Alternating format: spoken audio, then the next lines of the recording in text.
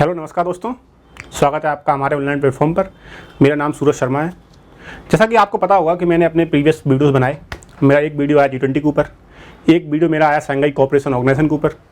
आज का वीडियो में आपकी और कुछ इंटरनेशनल ऑर्गेनाइजेशंस, लोगों ने कहा कि एक पूरी सीरीज चलाई जाए जिसमें इंटरनेशनल ऑर्गेनाइजेशन सारी कवर की जाएँ। तो मैंने एक वीडियो बनाए थे पहले, जो प्रीवियस वीडियो, उन पर आपका फीडबैक काफ़ी सही रहा।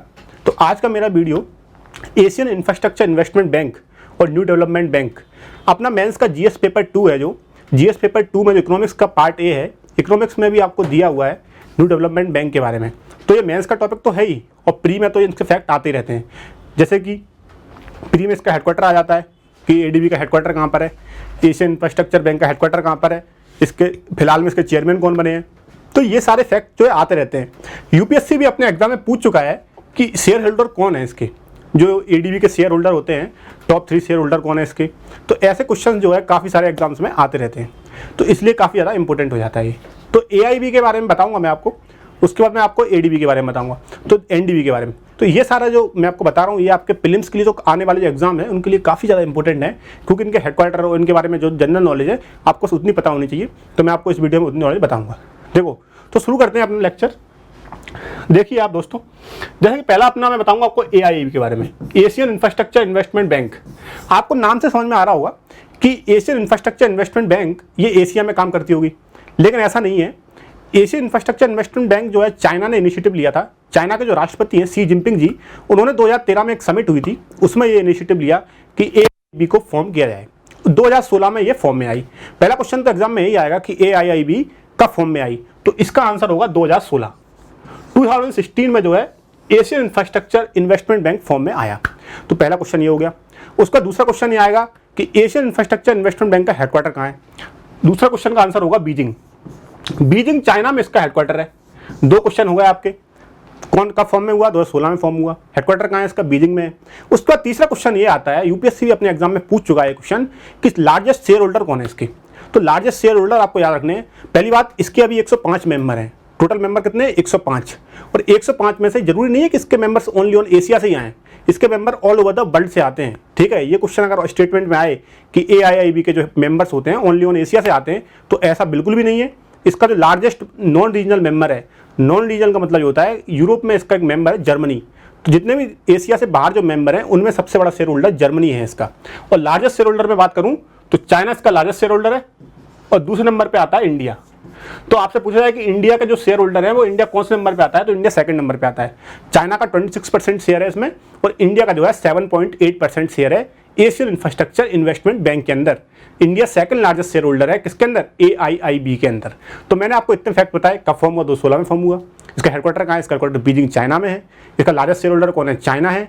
और largest non regional share holder Germany है, और इसके मेंबर 105 हैं, और फाउंडिंग मेंबर थे 57। जब 2016 में फॉर्म हुआ था तब इसके 57 मेंबर थे, लेकिन अब इसके 105 मेंबर फिलहाल, जब मैं वीडियो रिकॉर्ड कर रहा हूँ मार्च 2023 के अंदर, 105 मेंबर हैं इसके। तो आपको इतने फैक्ट मैंने बताए, अगर क्वेश्चन आएगा तो इनमें से क्वेश्चन जो है आने की प्रोबेबिलिटी, जो मैंने आपको अभी तक बोला उसमें से क्वेश्चन आ जाएगा। ठीक है, उसके बाद आगे चलते हैं। इसमें आप लिखा हुआ है, आप इसको पढ़ भी सकते हो, जैसे कि आपको अगर पढ़ना है तो आप पढ़ सकते हो इसको। ठीक है, आगे चलते हैं।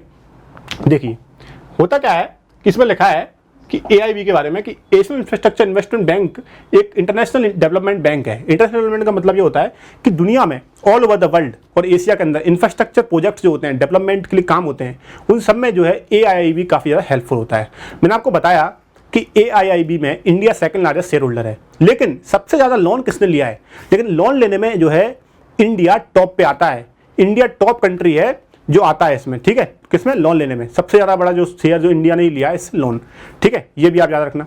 तो मैंने आपको इस बारे में बहुत सारे फैक्ट बता दिए। और एक और चीज़ ये है कि इसने अपने जो इंटरनेशनल जो ऑर्गेनाइजेशन है, ये इसने अपना ऑपरेशन शुरू किया 2016 के अंदर, ये मैं बता चुका हूँ आपको। ठीक है, ये एक मल्टीलेटरल डेवलपमेंट बैंक है। मल्टीलेटरल डेवलपमेंट बैंक, इसका हेडक्वार्टर कहाँ पर है, बीजिंग में इसका हेडक्वार्टर है। ये मैं आपको बता चुका हूँ, ये बस आपको बोल चुका हूँ। ये यहाँ पे लिखा है, आप इसको पीडीएफ हमारे टेलीग्राम चैनल से डाउनलोड करके इसको रिवीजन कर सकते हो। इसका जो इनिशिएटिव है वो चाइना के प्रेसिडेंट शी जिनपिंग जी द्वारा लिया गया था, जब एक एपेक समिट हुई थी 2013 के अंदर बाली में, इंडोनेशिया में। जब ये समिट हुई थी, एपेक की समिट बाली इंडोनेशिया में जब हुई थी 2013 के अंदर, तब जो है शी जिनपिंग जी ने ये इनिशिएटिव लिया था कि एआईआईबी को फॉर्म किया जाए। 2016 में इसको फॉर्म कर दिया गया था फिर। ठीक है, उसके बाद आगे चलें। इसके जो है, इसमें एक चीज़ लिखी है, आप इसको ध्यान से देखिएगा। इसमें लिखा है कि 16 प्रोस्पेक्टिव मेंबर्स। देखो, प्रोस्पेक्टिव मेंबर्स का मतलब ये होता है, ये मेंबर चाहते हैं कि हम भी इसके मेंबर बने। जो लोग इसके मेंबर बनना चाहते हैं उनको हम कहते हैं प्रोस्पेक्टिव मेंबर्स। ठीक है, फिलहाल इसके 105 मेंबर हैं और 16 देश ऐसे हैं जो चाहते हैं कि हम इसके मेंबर बने। ठीक है, ये आप याद रखना, ये एक और फैक्ट है, याद रखना आप। उसके बाद आगे चलते हैं AIB के बारे में। ठीक है, इसका जो कैपिटल है, स्टार्टिंग कैपिटल वो 100 बिलियन का था। मतलब इसका जो, जब ये बैंक शुरू हुई 2016 के अंदर, तो इसके अंदर जो है जो कैपिटल था वो 100 बिलियन का था। इससे ये जो बैंक है वो सारे देशों को लोन देता है। और सबसे ज़्यादा लोन किसने लिया है इससे? इंडिया ने। जब कोविड-19 आया था तो सबसे ज़्यादा लोन इंडिया ने इससे लिया था। उसके अलावा कोई इंफ्रास्ट्रक्चर प्रोजेक्ट होता है, चेन्नई मेट्रो सुनी होगी आपने, चेन्नई मेट्रो जो चल रही है वो इसी से लोन से चल रही है। AIB ने जो है इंडिया को लोन दिया था चेन्नई मेट्रो के लिए। तो ये भी आप याद रखिएगा। ठीक है, तो ये सारे जो फैक्ट बताए मैंने आपको कि AIB के बारे में काफ़ी इंपॉर्टेंट है। अब देखिए आप इसमें जो शेयर होल्डर लिखे हुए हैं, UPSC क्वेश्चन 2017 में पूछ चुका है अपने आप में कि ADB के सबसे बड़े शेयर होल्डर कौन है। तो UPSC अगर ADB पूछ सकता है तो UPSC AIB भी पूछ सकता है ना। तो याद रखिएगा आप, जो नॉन रीजनल मेंबर है उसमें सबसे बड़ा जो शेयर होल्डर है वो जर्मनी है, मैं आपको बताया था। और एशिया में सबसे बड़ा जो कौन है? चाइना, इंडिया, रसिया। चाइना कितना? 29 और इंडिया 8.4। तो आप इसके जो है शेयर होल्डर याद रखिए कि इंडिया सेकंड नंबर पे आता है और नॉन रीजनल में जर्मनी टॉप पे आता है। बस इतना ही फैक्ट आपको याद रखना है AIB के बारे में। क्वेश्चन आएगा तो उसका हेडक्वार्टर बीजिंग में है, 2016 में फॉर्म हुआ था, लार्जेस्ट शेयर होल्डर चाइना है। तो यही जो है क्वेश्चन इससे रिलेटेड ज़्यादातर आते हैं।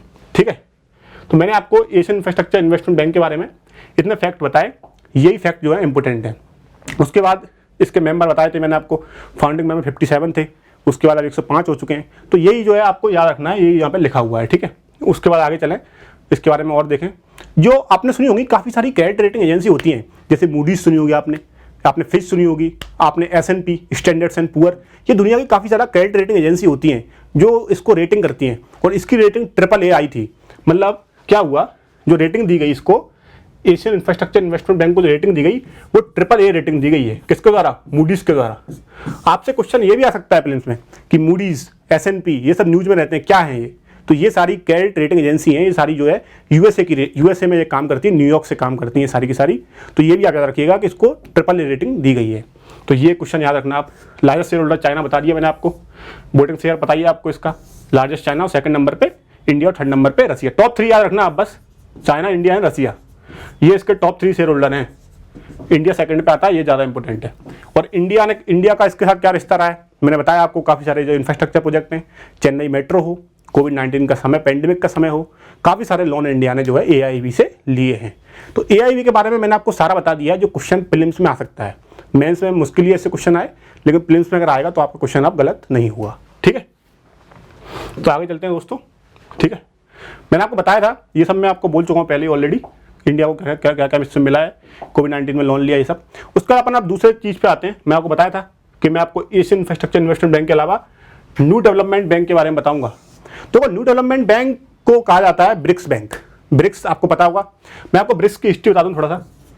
देखो, ब्रिक्स एक एक्रोनिम है। ब्रिक्स एक्रोनिम गोल्डमैन सैक के एक एम्प्लॉय थे, उनका नाम था जेम्स ओ'नील। जेम्स ओ'नील ने 2001 में शब्द दिया ब्रिक। तब इसमें एस नहीं आता था, एस का मतलब होता है साउथ अफ्रीका। 2001 में जब ये शब्द जेम्स ओ'नील के द्वारा दिया गया, गोल्डमैन सैक एक इंटरनेशनल, आपने सुना होगा USA में, उसके एक एम्प्लॉय थे जेम्स ओ'नील करके, उन्होंने ब्रिक्स शब्द को कॉइन किया 2001 के अंदर। ये भी एक क्वेश्चन आ सकता है आपके, है ना। तो ब्रिक्स में क्या हुआ, इसके समिट हुई 2014 के अंदर। ब्रिक्स समिट 2014 फोर्ट लेजा में हुई थी। फोर्ट लेजा ब्राजील में एक शहर है। फोर्ट लेजा में 2014 में जब समिट हुई ब्रिक्स की, तो जब ये रखा गया, ये प्रस्ताव रखा गया कि एक बैंक बनानी चाहिए, जैसे कि IMF और वर्ल्ड बैंक हैं, उनको काउंटर करने के लिए। आपको पता होगा कि IMF और वर्ल्ड बैंक में काफ़ी ज़्यादा वेस्टर्न कंट्रीज़ की मोनोपोली रहती है। वहाँ पर क्या कोटा सिस्टम चलता है, जितना ज़्यादा इसका शेयर रहेगा उतना ही ज़्यादा उसकी वोटिंग पावर रहेगी।